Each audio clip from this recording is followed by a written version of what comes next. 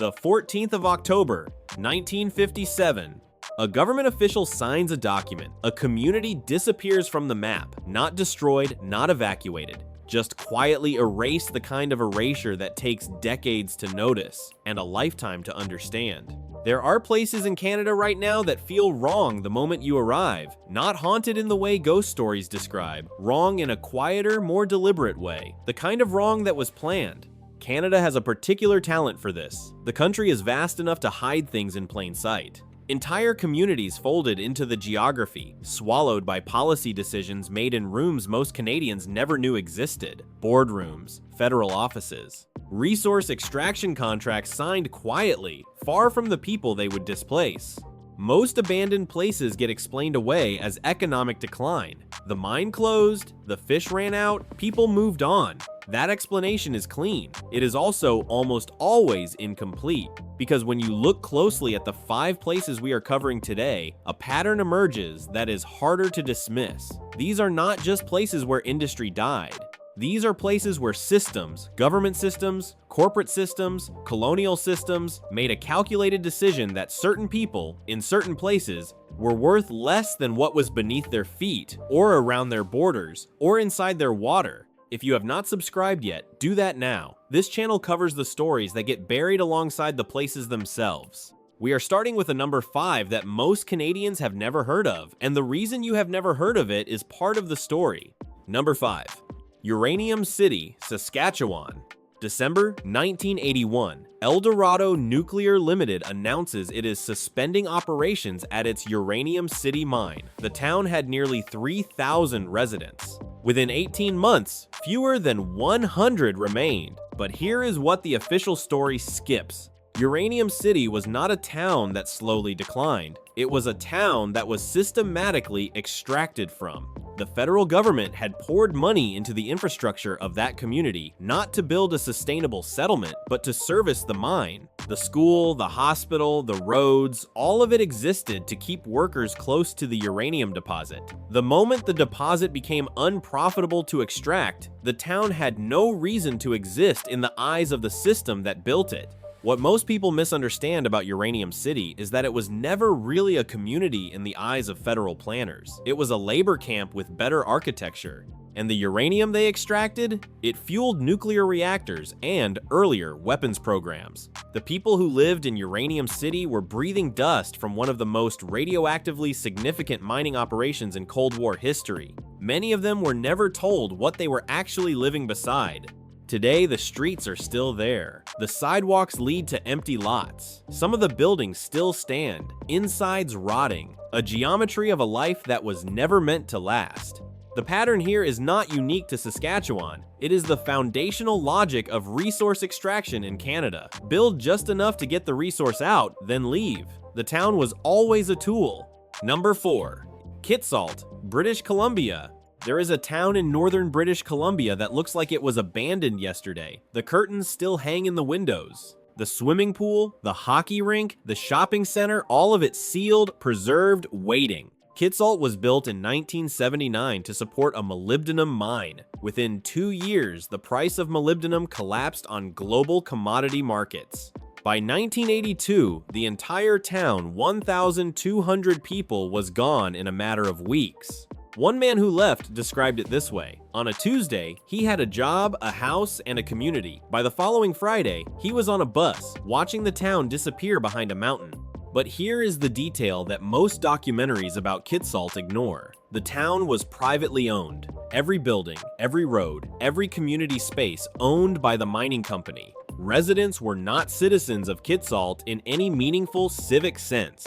They were tenants of a corporation. When the corporation decided to close, there was no democratic process, no public consultation, no recourse.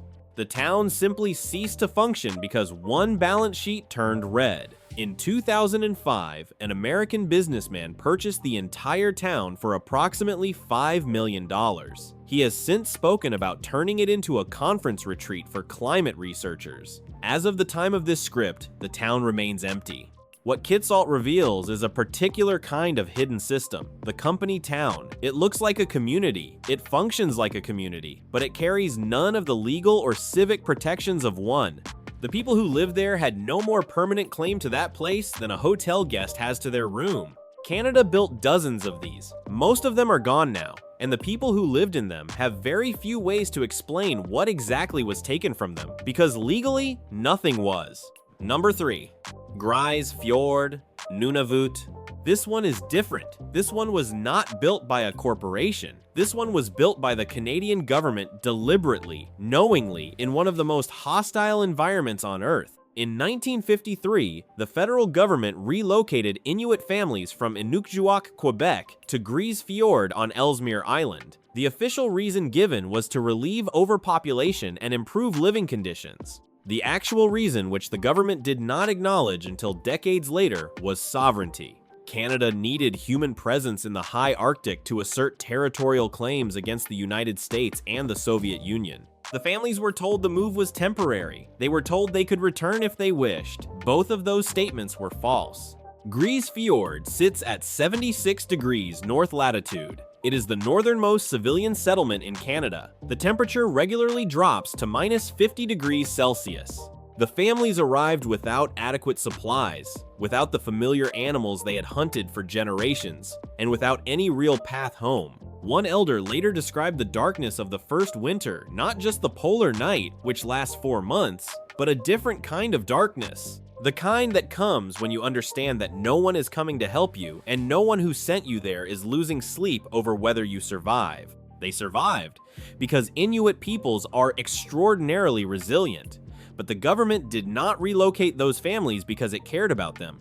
It used them as human flags planted in frozen ground to mark a border. In 1993, the Royal Commission on Aboriginal Peoples found that the relocation had caused profound and lasting harm. The government eventually issued an apology and provided compensation, but the families were never fully returned to their homeland. Here is the contrarian truth most Canadian history courses do not teach. The Canadian state's treatment of Inuit peoples in the Arctic was not a series of misguided decisions made in good faith. It was a calculated use of Indigenous bodies to solve a geopolitical problem. The hidden system here was not resource extraction. It was human extraction, using people as tools of territorial expansion. Grise Fjord still exists, people still live there, but the silence of that place carries a weight that has nothing to do with the wind. Number 2. Centralia, but the Canadian version, Antioch, British Columbia. Most people know about Centralia, Pennsylvania, the town built over a burning coal mine. Canada has its own version of that story, and it is somehow less known and more disturbing. Antioch was a copper smelting town on the Portland Canal in northern British Columbia. At its peak in the 1920s, it had nearly 2,500 residents, its own electricity grid, a theater, a hospital, and a school. It was one of the most industrially sophisticated communities in Western Canada at the time. The smelter operated by burning off sulfur dioxide, a process so toxic that it stripped the surrounding mountains completely bare of vegetation. Standing photographs from the 1920s show a town ringed by dead hillsides, no trees, no grass, just gray rock and copper smoke. The company, Granby Consolidated Mining, knew exactly what was happening. Sulfur dioxide poisoning of the local environment was understood by industrial chemists at the time. The decision to continue was a financial one. In 1935, the copper price collapsed and Granby closed the operation. Within a year, Antioch was abandoned. In 1942, a fire destroyed most of what remained. But the environmental damage did not leave with the people. The hillsides around Antioch remained barren for decades. The soil chemistry was so altered by years of acid rain from the smelter that recovery was almost impossible without active intervention. If you visit the site today, which requires a boat because there are no roads, you will find foundations, collapsed structures, and hillsides that are only now, nearly 90 years later, beginning to show patches of green. What Antioch reveals is a system that treated environmental destruction as an externality, a cost borne by the land and the future, not by the balance sheet of the company that caused it. This was not accidental. It was the default logic of industrial Canada in the early 20th century. Extract, exhaust, exit. The really unsettling part? That logic did not die with Antioch. It evolved. It got better branding. If you are still watching and finding this valuable, subscribe now. There are more stories like this one that almost nobody covers. Number 1. Sage King and the flooding of Lake Winnipeg, Manitoba's hidden displacement system. This is not a single abandoned town. It is something larger and more deliberately obscured, which is exactly why it belongs at number 1. In the 1960s and 1970s, Manitoba Hydro began an aggressive expansion of hydroelectric infrastructure across northern Manitoba. The stated purpose was clean energy for the province's growing population centers, primarily Winnipeg. What the provincial government did not broadcast widely was the human cost being paid in the north to power the south. The regulation of Lake Winnipeg and the construction of dams along the Nelson and Churchill River systems fundamentally altered water levels across enormous areas of northern Manitoba. Communities along those waterways, predominantly Cree and other First Nations communities, watched their traditional lands flood. Traplines, burial grounds, fishing areas, and entire stretches of shoreline were submerged.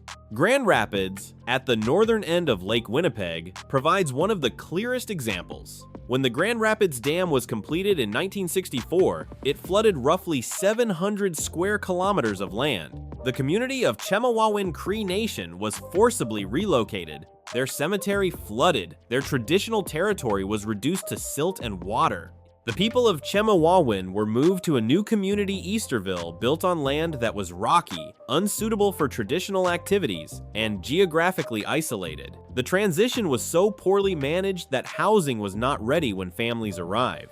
Some moved into incomplete structures in winter. Decades of legal battles followed. The Northern Flood Agreement of 1977 was meant to provide compensation and address grievances, but its implementation was so delayed and so contested that communities spent the next 30 years fighting for what had been promised to them.